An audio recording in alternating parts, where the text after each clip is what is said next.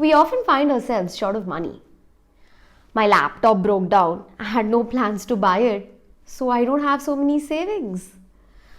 Or, I really like that dress, but it's going to impact my monthly budget, so no, I can't buy it. As human beings, we have really small amount of willpower. So as soon as money gets credited to our account on a monthly basis, we get a salary or incomes, we are really happy about it.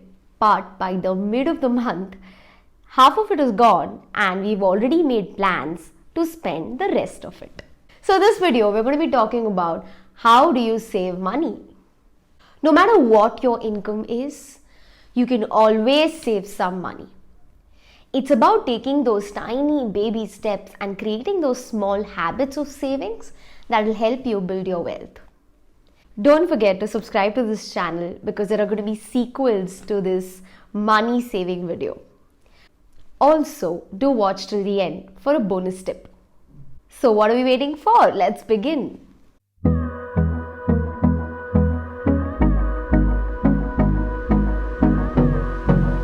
In this video, I'm going to be talking about 3 steps to help you save money. Step number 1, capture. What do you mean by capture? It means write down everything that you know about your current financial position. If you're someone who's already saving, who already has a habit but wants to enhance that habit, what you need to do is take a piece of paper and write down where all your money lies. Just an overview. How much do you have in your savings account? Do you have any fixed deposits? Is there any cash that is lying with you? Put everything on this piece of paper. If you're someone who's wanting to learn the habit of saving, what you need to do is take this piece of paper and write about your incomes and your expenses. X and Y. How much are you earning? And tentatively, what are your monthly expenses? To find out if there is any Z, so income minus expense will be equal to savings. But even if you don't have any savings for now, don't worry. By the end of this video, you will know how you can save money. So how about you do step 1 right now? Pause the video, take a piece of paper and write down all about your savings. And if you're not saving, write down about your incomes and expenses. So after doing this, you will know about your current financial position. And that is a great place to start. So did you write it? Awesome. Let's go to step 2. Step 2 is decide your goal. Why are you saving? For instance, my husband and I started saving last year because we wanted to travel to Europe this year. But Corona happened and now that fund is just lying.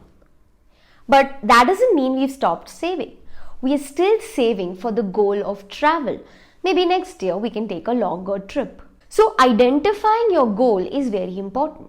Your goal could be travel, buying a mobile, a laptop, something as big as a house, a car, or an expensive camera. It could be an immediate goal, it could be a long-term goal. No matter what, identify your goal. This is a very, very important step because if you know what your goal is, saving becomes easier. So on the same piece of paper, write down right at the top of the sheet, why are you saving? Why do you want to save? What is your goal? So by the end of step 1 and step 2, you would know your current financial position and you would know why do you want to save. What's step 3? Let's save. So say your goal is to buy a mobile phone worth rupees 30,000 after 6 months. So how much will you have to save per month? Rupees 5,000. Or say your goal is to travel next year to Europe. Per person cost is around 1,20,000. That's something you know. And you want to go next year, so you have 12 months. So how much will you have to save per month? Rupees 10,000. No matter what your goal, as soon as salary gets credited to your account, we need to direct this 5,000 or 10,000 as the case may be and park this amount somewhere else. As soon as the salary gets credited, this amount should be parked in a separate fund. The idea is to create a fund, a lump sum amount in a separate place as savings so that when you want to use it for your goal, it's readily available. And also, it helps you create this habit of saving. So, what is this fund? Where will you park this money? The first thing you can do is open another bank account. Or if you have 2 accounts already, you can use a second account for this purpose. So one account is where all your salary or income gets credited. As soon as it gets credited, transfer the amount, the decided amount, rupees 5,000 or 10,000 per month, as the case may be based on your goal, to the second account. Transfer this amount to the secondary account. So one will be your primary account, the other will be your secondary account. As a rule, the secondary account should not be used for any of your expenses. It should only be used to transfer or direct this money and to withdraw it for your goals when needed. So this amount gets transferred to the secondary account. Whatever amount gets accumulated in the secondary account, there are different ways in which you can invest this amount so that you earn at least some return from it. And it's not just lying in a savings account. So one thing that you can do is open a recurring deposit. Although the rate of interest is very small, our goal here is not rate of interest. Our goal here is to start saving for specific purposes. You can opt for recurring deposit when your goal is short term. So you know that in the next 3 months you need money for that purpose. So you open a recurring deposit. You can also open a fixed deposit if you have some lump sum amount in your hand.